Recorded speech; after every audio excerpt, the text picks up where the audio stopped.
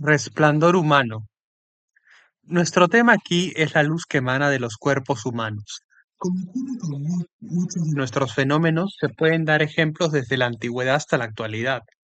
Los datos provienen principalmente de tres tipos de fuentes: la medicina, la religión y el folclore. Sin embargo, el efecto es el mismo en todas partes. Las personas se iluminan.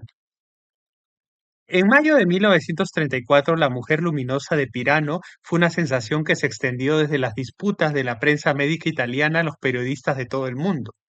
La señora Ana Morano era una paciente con asma y durante un periodo de varias semanas emitía un resplandor azul desde sus pechos mientras dormía. Muchos médicos acudieron a presenciar el fenómeno, que era visible durante varios segundos seguidos. Un psiquiatra afirmó que la causa era organismos eléctricos y magnéticos en el cuerpo de la mujer desarrollados en grado eminente, lo cual era una forma de decir que no se sabe nada. Otro médico sugirió radiación electromagnética de ciertos compuestos en su piel. Esto hace referencia a las teorías entonces vigentes sobre la bioluminiscencia, como las que se encuentran, por ejemplo, en la naturaleza de la luz animal de E. N. Harvey de 1920. El doctor Proti, que hizo una extensa declaración sobre sus observaciones de la señora Morano, postuló que su condición de debilidad, junto con su ayuno y fervor religioso, aumentaba la cantidad de sulfuros en su sangre y que dado que el dado que el poder radiante natural de la sangre humana está en el rango ultravioleta y que la radiación ultravioleta puede estimular la luminiscencia de los sulfuros, esta era una explicación razonable. Véase The Times, 5 de mayo de 1934. Claramente esto no explicaba la extraña periodicidad o localización de los destellos azules, y los investigadores avergonzados guardaron silencio. El propio Harvey habla de bacterias luminosas que se alimentan de los nutrientes del sudor, pero según el propio testimonio de Proti, Ana Morano solo sudaba profusamente después de las emisiones de luz, durante las cuales su ritmo cardíaco se duplicaba.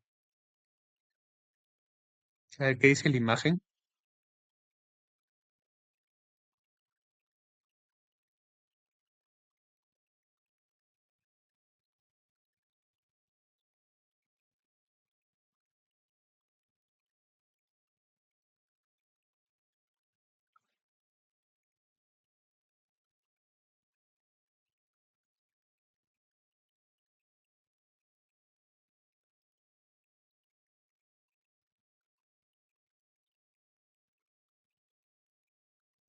A ver, arriba dice hasta qué punto es tirano su pilar y mensajero.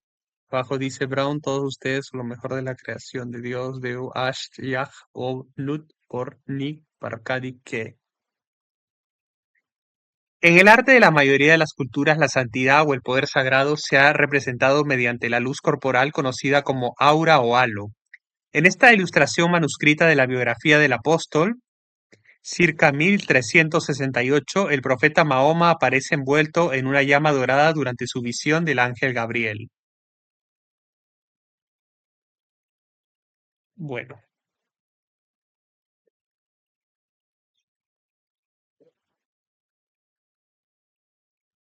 claramente esto no explicaba la extraña periodicidad o localización de los destellos azules, y los investigadores avergonzados guardaron silencio.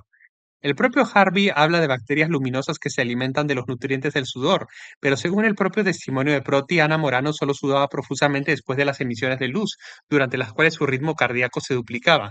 Numerosos libros de texto de toxicología hablan de las heridas luminosas, algunos en términos de bacterias y otros en términos de la visión moderna, de que las secreciones contienen los compuestos bioquímicos luciferina y luciferasa y una sustancia llamada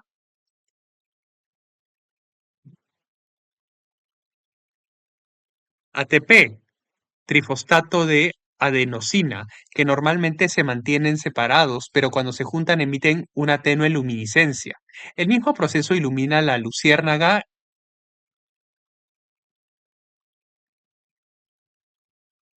Bueno, el gusano que brilla y el firefly, que ambos se traducen como luciérnaga. Sin embargo, si esta teoría fuera aplicable, la señora debería haber brillado por todas partes. En Muerte, sus causas y fenómenos de 1911, Hereward Carrington habla de un niño que murió de indigestión aguda. Mientras los vecinos preparaban el sudario, notaron que el cuerpo estaba rodeado de un resplandor azul que irradiaba calor. El cuerpo parecía estar en llamas. Los esfuerzos por extinguir la luminiscencia fracasaron, pero finalmente se desvaneció. Los registros médicos del efecto luciérnaga humana casi siempre se refieren a casos patológicos. Por ejemplo, Gould y Pyle, en su monumental obra Anomalies and Curiosities of Medicine de 1896, hablan de una mujer con cáncer de mama. La luz de la llaga podía iluminar las manecillas de un reloj a varios metros de distancia. A ver qué dice acá en la imagen.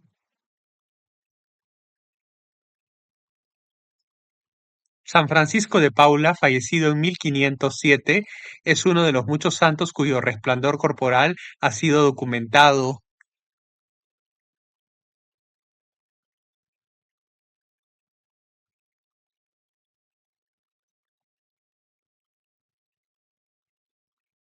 Cuyo resplandor corporal ha sido bien documentado. También se le atribuye el poder de la inmunidad al fuego. El único caso de emisión de luz de una persona por lo demás sana que tenemos registrado, aparte de los santos, se encuentra en una carta al English Mechanic el 24 de septiembre de 1869. Una señora estadounidense al acostarse descubrió que una luz salía de la parte superior del cuarto dedo del cuarto dedo de su pie derecho. Frotar aumentaba el brillo fosforescente y se extendía por su pie. También se desprendían vapores, lo que hacía que la habitación fuera desagradable y tanto la luz como los vapores continuaban cuando el pie se sostenía en un recipiente con agua. Ni siquiera lavarse con jabón pudo atenuar el dedo.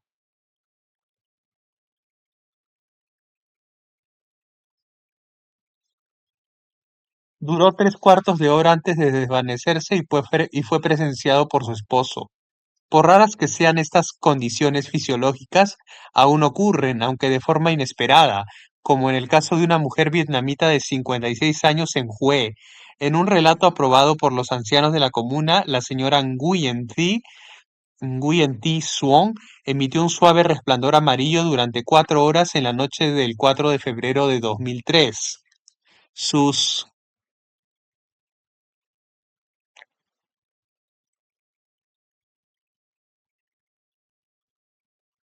Su esposo, un médico de la comuna, confirmó que esto continuó todas las noches durante los siguientes 5 días, pero pensó que podía tener algo que ver con una acumulación de electricidad estática. Todo lo que la señora Swan, aunque su apellido debería ser Nguyen, todo lo que la señora Swan decía era, mi vida está siendo perturbada por visitantes curiosos. Melbourne, día 21, febrero del 2003. A ver qué dice arriba. Las técnicas fotográficas modernas han reavivado el interés por el aura, la yema de un dedo vista con el método Kirlian de alto voltaje.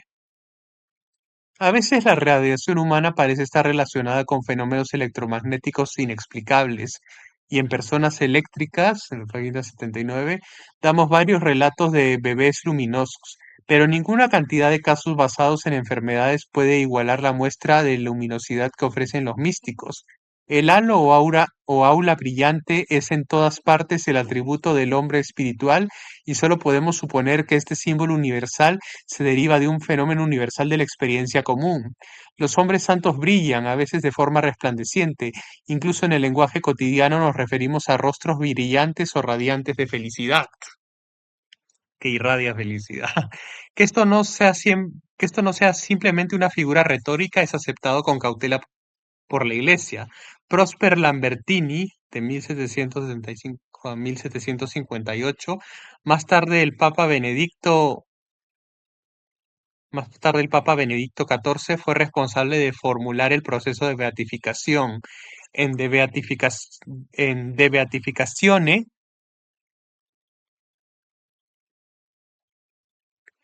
él escribió, parece ser un hecho que hay llamas naturales que a veces rodean visiblemente la cabeza humana y que también de toda persona y que también de toda la persona de un hombre puede en ocasiones irradiar fuego de forma natural, no como una llama que fluye hacia arriba, sino más bien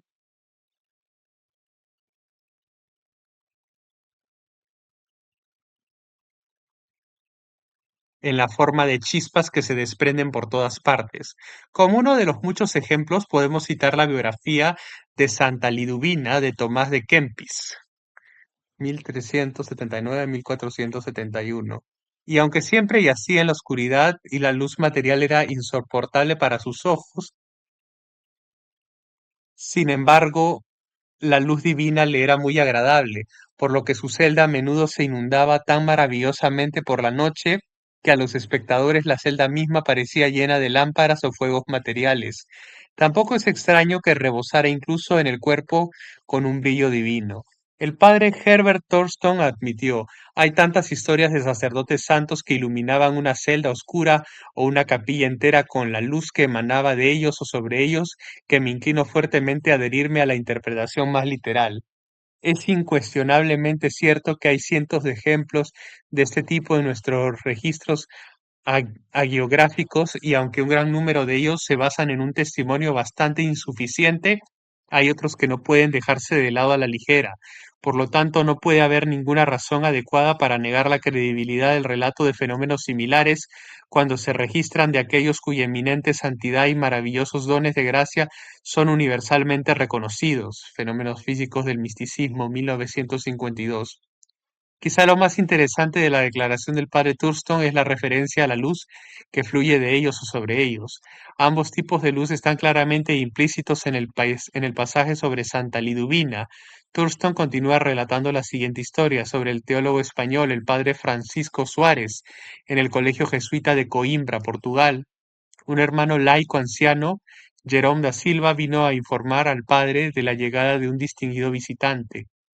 La habitación exterior de sus aposentos estaba a oscuras, cerrada con contraventanas para protegerse del calor de la tarde. El biógrafo de Suárez, el padre R. de Scorraile, registra el relato de da Silva sobre el incidente.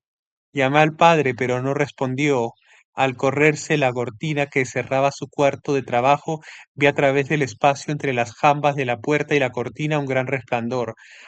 Aparté la cortina y entré en el aposento interior. Entonces noté la luz cegadora que provenía del crucifijo.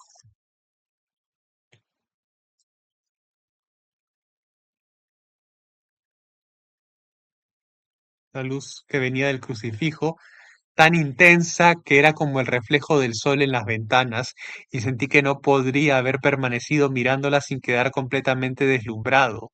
Esa luz emanaba del crucifijo sobre el rostro y el pecho del padre Suárez, y en ese resplandor lo vi arrodillado frente al crucifijo con la cabeza descubierta, las manos juntas y el cuerpo en el aire a 5 palmas, unos 3 pies del suelo, a la altura de la mesa sobre la que se encontraba el crucifijo. Al ver esto me retiré como si estuviera fuera de mí, con los pelos erizados como las cerdas de un cepillo, y esperé sin saber muy bien qué hacía. Aproximadamente un cuarto de hora después el padre salió, sorprendido de ver al hermano esperando. Cuando el padre oyó que había entrado en la habitación interior, me agarró del brazo y juntando las manos y con los ojos llenos de lágrimas, me imploró que no dijera nada de lo que había visto, al menos mientras él viviera.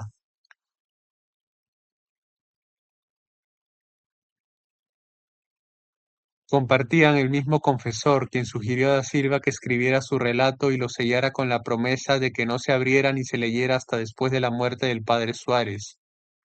Los tres eran conocidos por su piedad, no tenían nada que ganar con el engaño y el relato tenía un tono de honestidad. De la misma manera, San Francisco de Asís fue elevado, se elevó, fue elevado e iluminado, y el resplandor de los santos.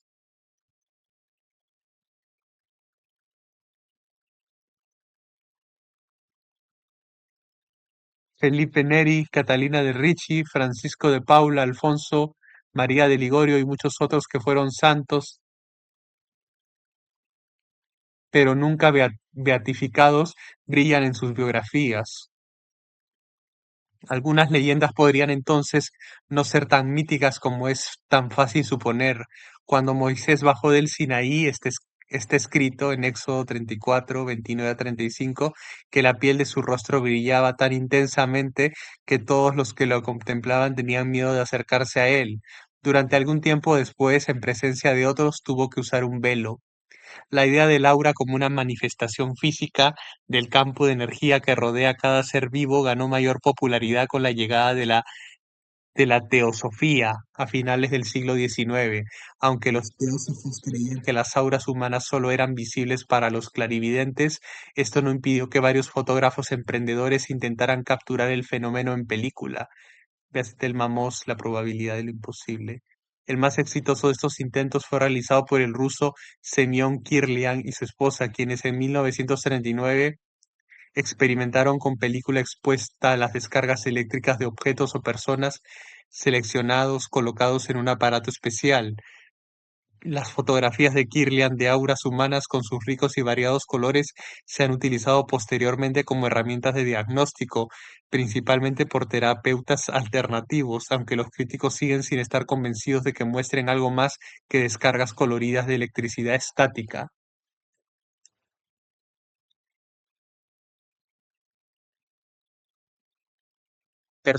Gente eléctrica. Uno de los primeros casos investigados científicamente de una persona eléctrica fue el de Angélique Cottin, de la Perrière, Francia, cuya extraña condición comenzó el 15 de enero de 1846, cuando tenía 14 años y duró 10 semanas. Siempre que se acercaba a los objetos, estos se alejaban de ella. El más mínimo toque de su mano o vestido era suficiente para hacer que los muebles pesados giraran o saltaran, y nadie podía sostener un objeto que ella también sostenía sin que se les escapara de las manos. La Academia de Ciencias nombró un grupo de estudio y un famoso físico, François Arago, publicó un informe en el Journal des Débats, febrero de 1846. Señaló que su poder parecía ser como el electromagnetismo.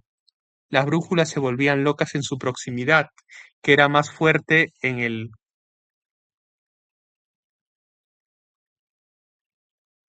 era más fuerte por la noche y parecía emanar de su lado izquierdo, particularmente de su muñeca y codo izquierdos.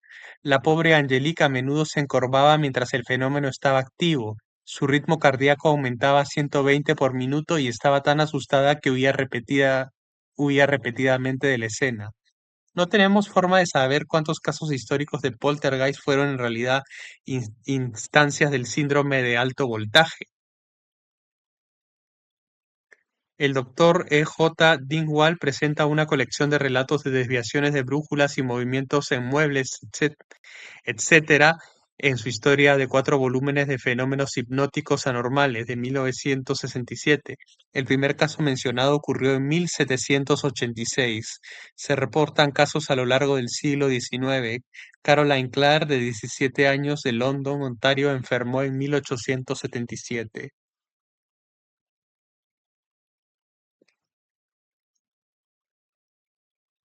¿Qué dice acá?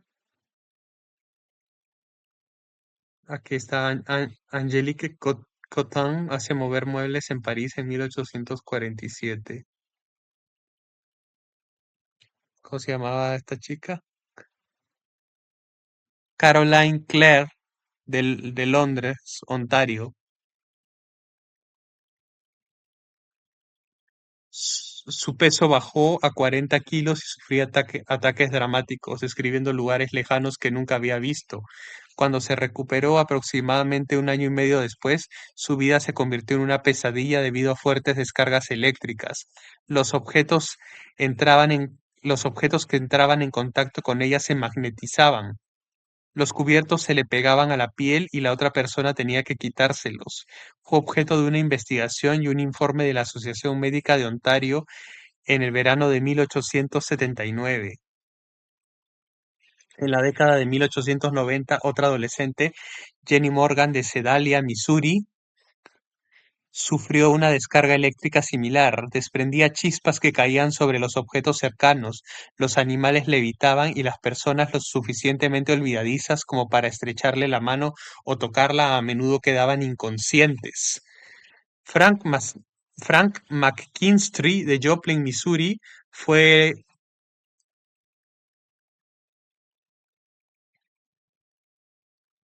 Fue el objeto de un estudio en 1889. Cuando se sentía cargado tenía que seguir moviéndose porque si se detenía sus pies se quedaban pegados al lugar y tenía que pedir a los transeúntes que levantaran los pies y liberaran la carga. De manera similar, Louis Hamburger, de 16 años, fue estudiado por la Facultad de Farmacia de Maryland en 1890. Él también era un imán humano y podía hacer que objetos metálicos colgaran de su piel. Con las puntas de 3 dedos podía levantar un frasco de vidrio lleno de limaduras de hierro que pesaba alrededor de 5 libras. Estos casos y los de algunas otras personas eléctricas han sido brevemente narrados por Frank Edwards, Vince, Vincent Gaddis y otros. Los doctores Gould y Pyle, en su monumental obra Anomalies and Curiosities of Medicine de 1896, también tratan sobre humanos eléctricos. En 1938, el Consejo Universal para la Investigación Psíquica se reunió en Nueva York para ofrecer un premio de $10.000 por demostraciones de fenómenos psíquicos no reproducibles mediante trucos. Una anciana, la señora Antoine Timmer, mostró cómo los cubiertos se le pegaban a las manos como si su piel estuviera magnetizada, pero su caso fue desestimado porque el presidente, el ilusionista Joseph Dunninger, dijo que él mismo podía hacer lo mismo con un hilo oculto. Así se perdió para siempre otra oportunidad de investigación.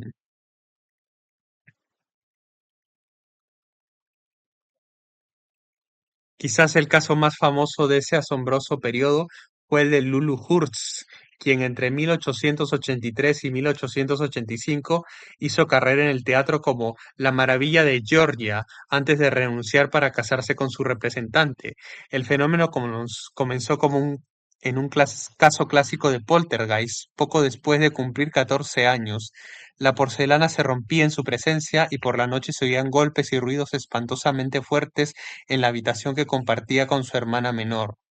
Pronto se descubrió que las preguntas que se hacían en la habitación se respondían con golpes de sí y no. Al día siguiente de que comenzaran los ruidos, Lulú le entregó una silla a un pariente. Mientras la silla se retorcía en las manos de Lulú, 4 hombres intentaron sujetarla, pero la fuerza era demasiado grande. La silla se rompió en pedazos y fueron arrojados violentamente hacia atrás. Lulú, como Angelique, salió corriendo gritando de la casa. En 2 semanas sus padres habían convencido a Lulú de convertir su aflicción en una actuación. En ella, en la actuación, ella,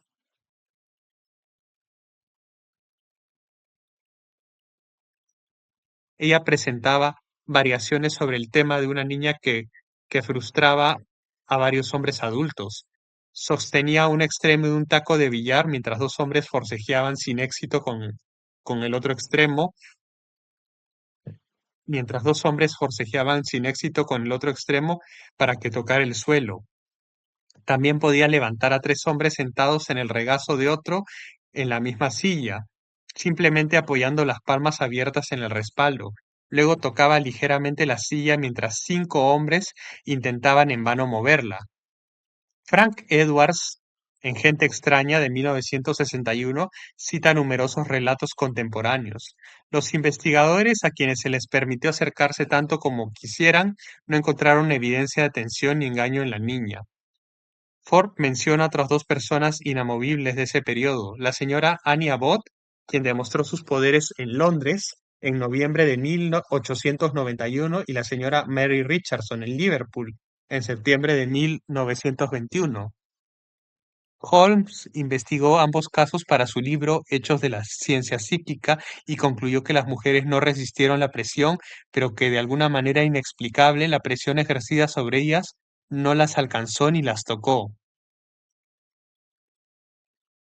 A ver qué dice en la imagen.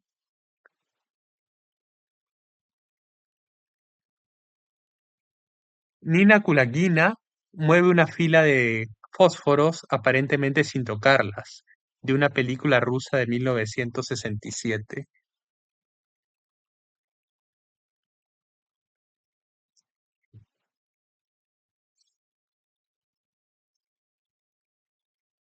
Fuerzas sin reacción parecen surgir en la mayoría de los casos de poltergeist. Sin embargo, recomendamos precaución al explicar estos efectos como productos de campos bioeléctricos inusuales. En muchos casos de actividad poltergeist no se conoce ninguna intervención humana. Todo intento de establecer un factor constante en nuestros fenómenos puede ser contrarrestado por casos contrarios, como si los fenómenos se deleitaran en burlarse de nosotros. Es asombroso que se haya realizado poca investigación seria, si es que se ha realizado alguna, sobre las causas patológicas de los efectos paraeléctricos. Los científicos parecen haber sido asustados por el elemento oculto poltergeist en el fenómeno. Las únicas analogías para la aparición y descarga de voltajes tan altos se encuentran en los procesos bioeléctricos de animales como las anguilas. Cada célula de nuestro cuerpo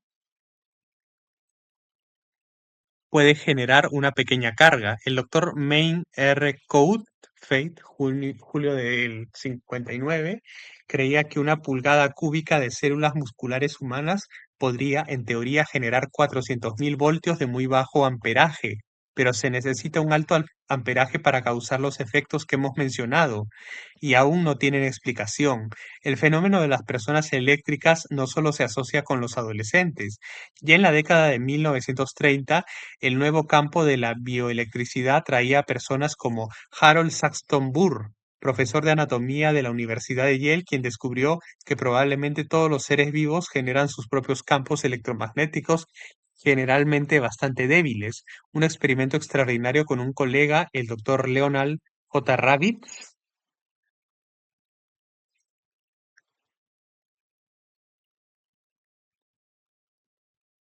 sugirió que la bioelectricidad a veces puede verse afectada psicosomáticamente.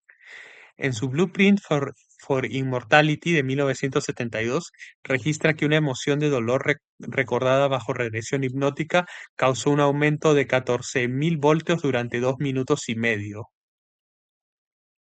¿Qué dice en la imagen?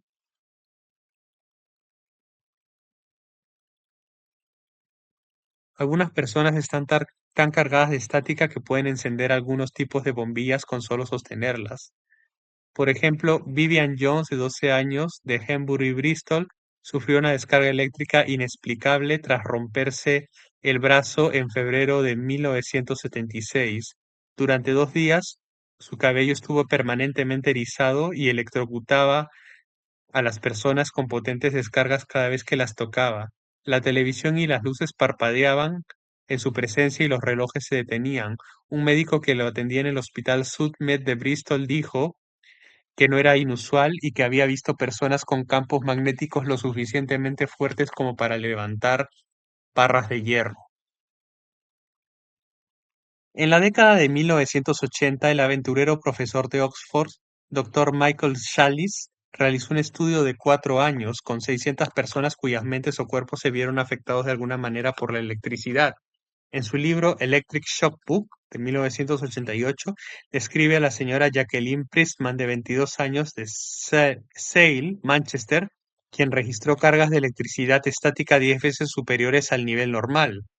Era capaz de transmitir rayos en miniatura, dijo, que provocaron que 30 aspiradoras y muchos otros electrodomésticos se cortocircuitaran o funcionaran mal, ya sea en su presencia o cuando los tocaba.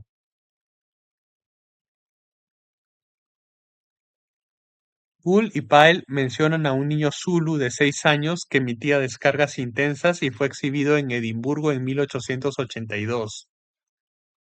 Hodor, en su Enciclopedia de la Ciencia Psíquica, habla de un bebé nacido en Saint-Urbain, Francia, en 1869, que electrocutaba gravemente a todos los que lo tocaban.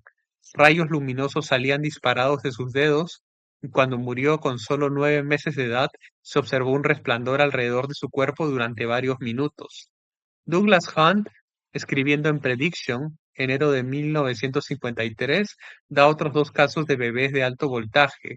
Uno pudo cargar una botella de Leyden y el otro causó vibraciones en objetos cercanos a él. También se le vio rodeado por un suave resplandor blanco. Otra curiosa pieza del rompecabezas apareció en Electrical Experimenter, junio de 1920, en la que el doctor J. B. Ramson, médico jefe de Clinton,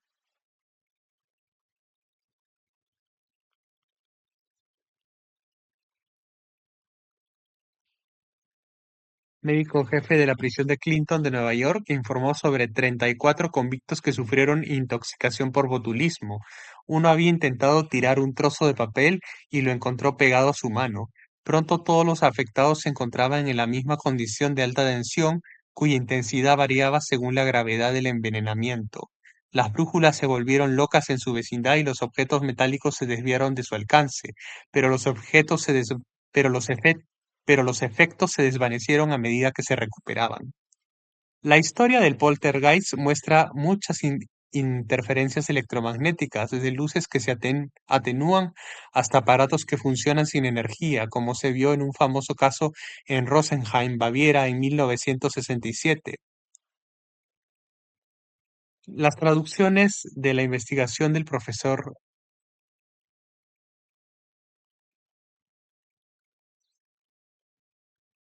H. Bender, el doctor Andreas Resch y otros se pueden encontrar en The Journal of Paraphysics. A ver, ¿qué dice acá?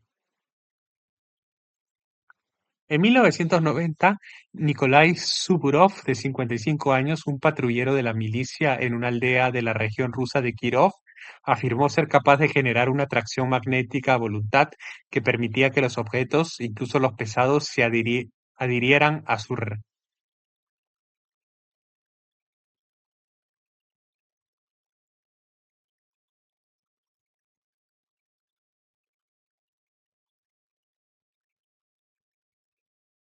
se adhirieran a su piel. 300 participantes de una competición de imán humano celebrada en Bulgaria reivindicaron habilidades similares. Tres generaciones de la familia Tenkaev, también de Rusia, fueron sometidas a pruebas en el Departamento de Física de la Universidad Estatal de Saratov, donde el padre Leonid logró pegar objetos de 23 kilos a sí mismo. Comparó el proceso con imaginar cómo se acumula calor en el interior de su cuerpo. Pruebas posteriores en Japón parecieron confirmar la capacidad de la familia Tenkaev. En un caso similar, se afirma que Inga Gaidochenko, una niña bielorrusa de 12 años, supuestamente puede levantar un mazo de 4 kilos con las palmas de las manos. Ninguna de las noticias originales indica si la fuerza de atracción es magnetismo, aunque esto podría determinarse fácilmente. De ser cierto, ambas son formas extrañas de magnetismo.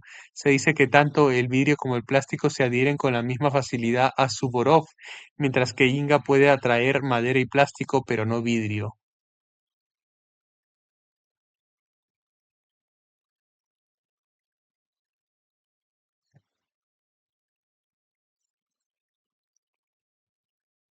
Interferencias con teléfonos, energía eléctrica y luces se centraron en una niña, Anne-Marie Schneider, y los fenómenos estimulados por su presencia incluían muchos de los trucos mecánicos normales del repertorio poltergeist, como bombillas que se desenroscan de sus casquillos, cajones que se abren, cuadros que giran en la pared, etcétera. Solo con este caso, con su gran cantidad de pruebas documentales e incluso filmadas,